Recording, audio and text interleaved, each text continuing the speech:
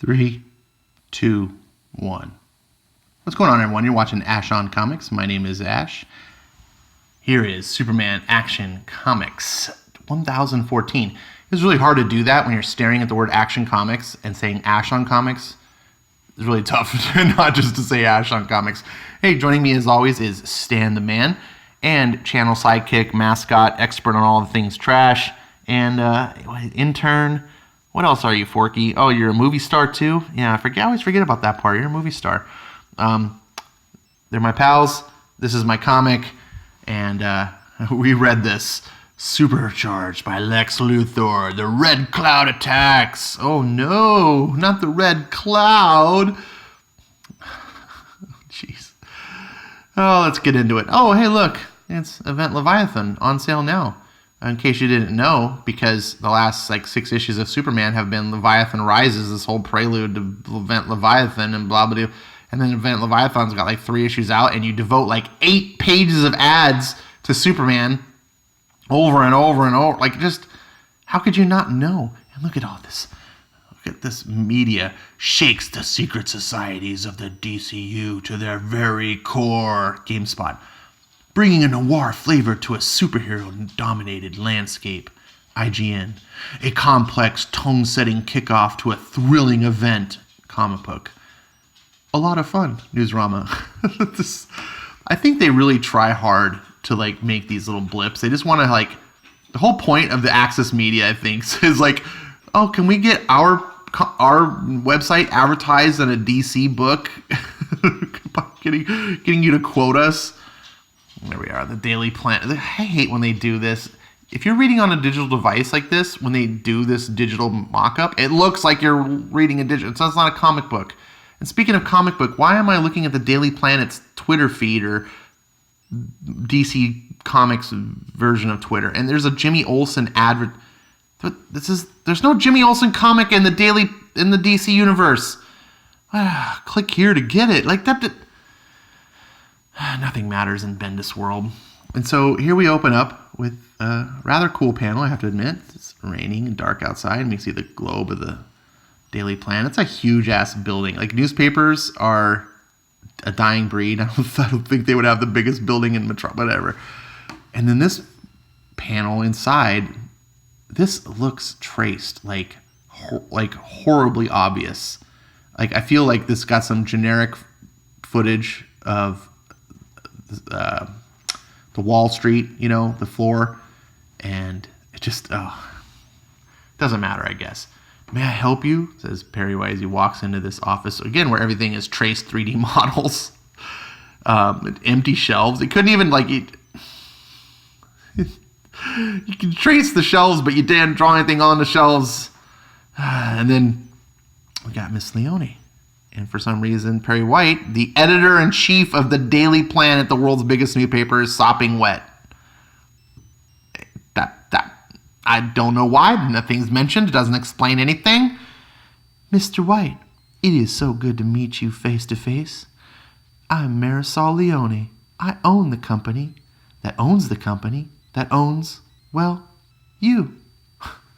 I just had to laugh at that bullshit dialogue. It's so terrible. I own the company that owns the company that owns, well, you. People like her don't talk like this. And second of all, imagine if this was flip-flopped and he was the person who, and he said, I own you. They'd be like, oh, racist. Oh, stupid. Just so self-unaware. Miss Leone, it's excellent to put a face and name to it all. I apologize for my discretion. I'm sure you had your reasons. Just the world being the way that it is. That's a hell of a reason. So, you're the seasoned newsman. How do we do this? And he goes on to explain how we do this, and she says, no. Why the fuck are you asking then, dumb bitch? Well, we should do this. No. And he's like, or no. All I care about is selling papers or clicks. Oh, so you wanted to turn us into CNN. I added that last part. So she asks, who's Leviathan?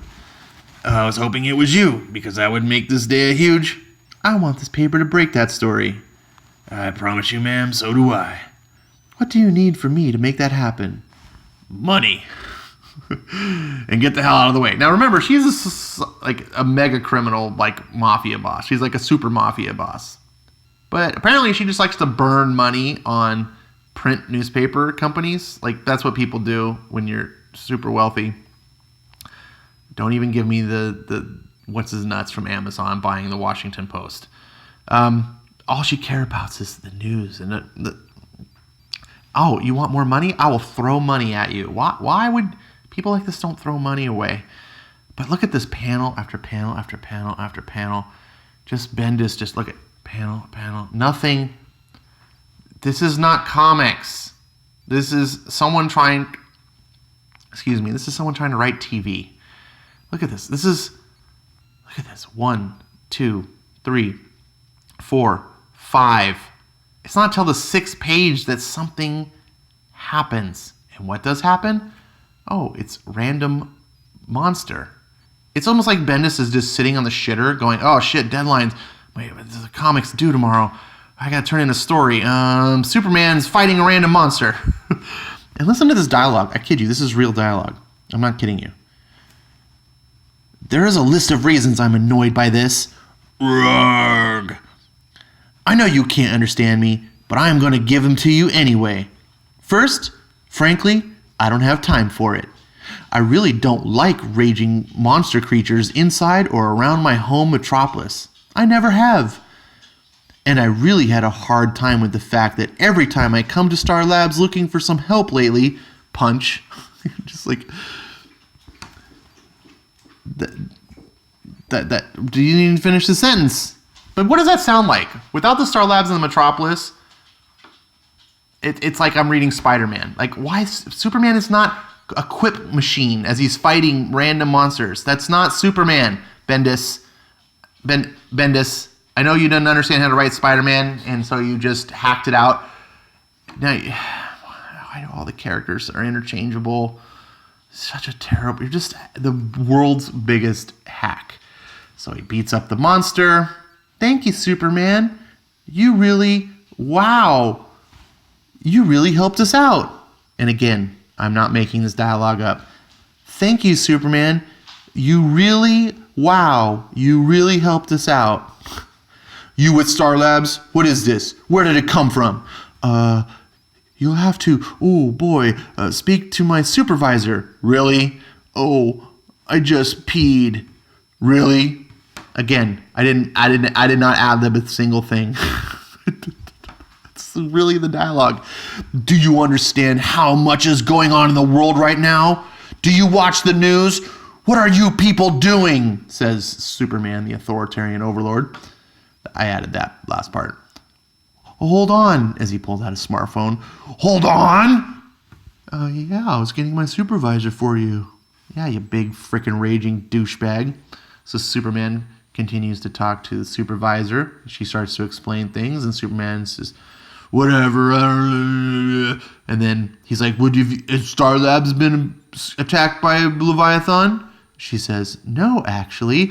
No? You must be Leviathan. So he starts scanning. Oh, what's going on in here? Oh, look at this. Oh, he's angry. He must have found something.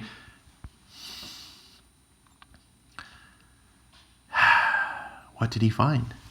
Daily Planet exclusive, Star Labs Chaos by Clark Kent.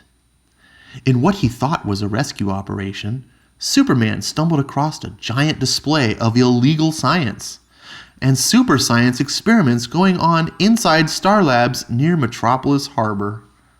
Illegal science? Science been outlawed? Oh, stop that illegal science! This is stupid. What the fuck is illegal science? As Superman exclusively tells the Daily Planet, I was on patrol looking for Leviathan when I spotted what could only be described as a monstrous creature. At first, I thought it had attacked Star Labs' facility on the outskirts of town. As I engaged the creature, I was able to ascertain that it had escaped Star Labs' experiment. That's really... Okay, first of all, this is the dumbest article. This is someone who's claimed to have worked in a newsroom. No one does this capitalization thing. That's something you do on the internet, like on Twitter or on YouTube comments, to like emphasize what you're saying. Like over here, look, see how that's all bold? That's, you just use bold. this is like the worst ever. Oh God, Bendis, you're such a hack. So then we come to Superman. Oh, he's typing. Oh, look. And then he looks over his shoulder and sees dumpy housewife Lois Lane. Yes, in real life. Wait, real life, this is comic books. Why does Lois Lane look like a dumpy housewife? And I'm not making fun of real people. Look, here's the deal. I know people in reality don't look like supermodels and things like that, but this is comic books. In comic books, everyone's gorgeous, right? Lois Lane's a beauty, perfect body, gorgeous face, everything. Clark Kent, perfect body. You know, like, it's just, that's comic books. It's an idealized world. It's not the reality. So it's easy, people go twist it. Well, that's body shaming and da-da-da. No, it's not. In reality, I would not only never say this about someone, I would never think it, because I understand in reality, humans don't look like comic books. What I'm saying is, in comic book, Lois Lane doesn't look like this. She never has until Bendis got a hold of her. And here's Superman typing in his new fucking Speed Force super speed nonsense. He's drinking some tea or something. Oh, that's important to have a whole panel devoted to. And then, I don't know when you even had the time, but home run, Kent. Oh, thank you, Mr. White. A home run. That article we just read, home run. What's up? What? You okay? Oh. It's cold over here. Is the vent blowing on you? Oh, come with me, Kent.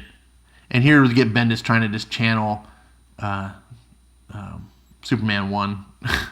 And it's just, it just comes off as like an imitation, right? It just comes off as someone who doesn't really understand and is just writing fanfic. And look at all of this. This is a comic book. It's all dialogue. And the point is, this could be excusable if it had a purpose, but its only purpose is to get Kent from here, right there, this panel. This is pointless. I don't see why he's even looking there. From this panel to this panel. All of this is superfluous fluff about the new owner, blah, blah, blah, blah, blah, blah. And then, when we get there, Mr. Kent, I am Leone. I've been dying to meet you and your wife. Lois is eager to meet you as well. I cannot thank you enough for the Star Labs expose. I thought we dropped the ball on our follow-up after the Phantom Zone thing. We did. But this one feels like good journalism. That is what I bought this place for. What? If you wanted to, maybe after the Leviathan thing cracks, I would love to do a profile for you in the paper. But I can't tell who's talking. Is that Clark talking? Or is that Perry White talking? I guess it's Clark, because she says, how much are you worth? I'm sorry? Are you being paid what you're worth, Mr. Kent? But see, this is an example. Like, this is bad. Word bubble pointing off camera to who? I don't know. I don't get to know who it's talking until the end of the whole thing. I'm a journalist, I guess. I learned a long time ago not to quantify my worth monetarily. Ha! Dude has multiple downtown apartments, penthouse apartments. Lois Lane has one in Chicago that she can just run to and apparently work on the company dime. These are like the richest newspaper reporters. These guys are the epitome of rich libs, I guess, in the failing newspaper industry. I guess they need more money. I'm asking what I can do to make your job and your life easier. And he's smiling. And Clark Kent's like, where did you come from, Miss Leone? I think heaven. That's kind of a little funny bit. So then we cut over to this club where the mayor's there wanting drugs, because that's what mayors do, at least in Washington, D.C. So this mafia guy or whatever is talking about this new drug to him, Bottles of Apocalypse, I guess what it's called. We've heard it. And I get like, oh shit, here's where they're drawing the plants in the frame. This must get into Boring Town. And, Mr. Strong, are you Leviathan? No. What the hell are... I believe you. She's got like a syringe, to which she just... Gangster, fuck. Oh, why you gotta have the cursing? Why you gotta have the forced cursing? She stabs him. Jesus. And just, and he's like, and then she's like, and then, what the hell's happening here? I don't know. It's like someone's flying. I don't know why someone's flying. Did she get punched or knocked by someone? No, she's being held. How do you go from here to here? I don't know. And it says, oh, you're that Thorn idiot. Great. I was going to go look for you. I'm the Red Cloud. This is my house. These are my people. Whoa, ha. You're one of those with the crazy eyes. You came here looking for this, honey? Here it is. Oh, stupid. Okay, so you can barely read what's going on because it's like red on black on red, and it's... God, this is terrible coloring that just hurts the eyes to read. And then we get, remember Dumpy Housewife? This is what Lois Lane looks like now in modern comics. Lois Lane. You just flat out asked her new boss where the hell she came from? Well, Lois, she did ask me what I was worth monetarily, so I thought everyone was putting their cards on the table.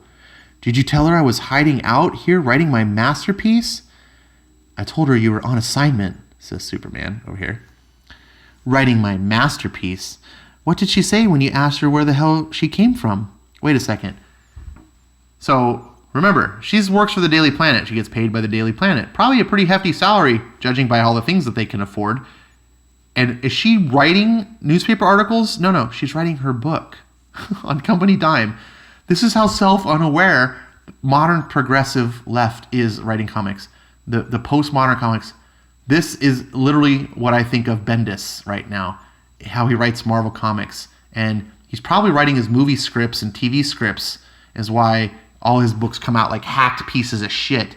Because he's on Marvel's dime. Not Marvel. It used to be Marvel for 20 years. DC, on DC's dime, got a big deal, probably got a big advance or whatever from DC. And now he just barfs out nonsense to keep the books going. But realistically, he's not actually doing the work. So, it's just more boring. Lois and Clark just talking about nonsense. No one cares. And then finally at the end, she's like, look, up in the sky, back in Metropolis. And then we see, there's a person in there. Is it John? Since when did you care about John, bitch? Like, you left him in space across the other side of the universe with a crazy, kooky grandpa Dr. Oz villain. No, gotta go. Love you. Love you more. Oh, for Pete's frickin' sake. Like, a real editor, if Bendis had editors, he doesn't actually have editors, but if there was editing, you just go, erase, erase that, and just have Superman flying. You don't need this cheesy nonsense. This is not a Harlequin romance novel, okay? It's just unnecessary. They're husband and wife. You know what is necessary? Seeing them be loyal husband and wife, right? And actually love one another and trust one another and have not her doing flings on the side and giving up his identity to the world. That would be... I don't want to see her say, I love you more, real cutesy, like she's a fucking... What is she, 20? So Superman gets the Daily Planet, all this whatever's going on, and then boom, crash, sound effects. Oh, look, there's Superman. Oof, ow. Oof, ow. What the hell's going on? You okay? Not even a little. Superman! Thank God. My name is Naomi, and I need your help. Now, why the hell Naomi would need anyone's help is beyond me, since she took out the massive destroyer of her homeworld in like one punch, because she's an even bigger Mary Sue than Rey of Disney Star Wars fame. I don't know, but apparently she needs Superman's help. Probably what she needs is someone to be there so she can, show up. Because I gotta tell you, if you read Superman, the companion book to this, the sister book, Superman, that dude, I swear to God, I shouldn't swear to God, but he gets stood up every time. That dude gets cock blocked more than anyone I've ever seen since Bendis took over. In his own book, the guy has not saved the day once. Zod is more of a hero than Superman in his own book. He is constantly relegated to the sideline. It's shameful. It's embarrassing. That's the way Bendis writes him. Everyone is better than Superman. He's just there for people to show up. So I can only surmise, I'm going to predict this now, that Naomi is going to have to like save Superman or save the day. She'll probably beat Red Cloud and, do all this, whatever, it's nonsense. Here's the credits of this book. Next, Superman and Batman team up to help Naomi. No, translation, Superman and Batman team up to emotionally validate and emotionally blackmail the reader, into believing that she's good. It's the same stupid shit that Jason Aaron did with Thor when he had the real Thor be like, I approve of you. This is what's going to happen is Batman and Superman are going to be like, oh, she's a real hero. They're going to try to sell this character by having the heroes that we actually like tell us, oh, you like her too? Then she must be good. Bullshit. This comic is bullshit.